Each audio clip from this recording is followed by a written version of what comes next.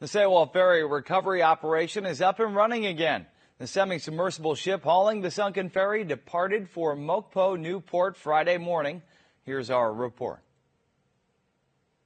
The Ministry of Oceans and Fisheries announced that preparations to transfer the Sewol were concluded and that the ferry departed for Mokpo Newport on Friday morning.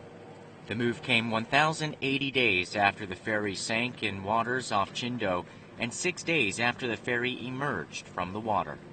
The ministry had earlier said that it was arranging the deck after having removed the wing towers of the semi-submersible ship and having finished the welding work to fasten the Sewol for transport.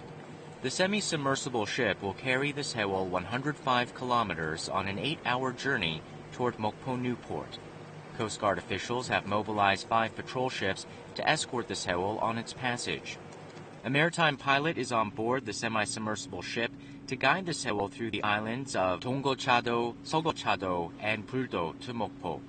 The families of missing passengers have packed up their belongings at Pegmok Port, where they had stayed for 3 years, and boarded a small ship to follow the ferry in its final journey.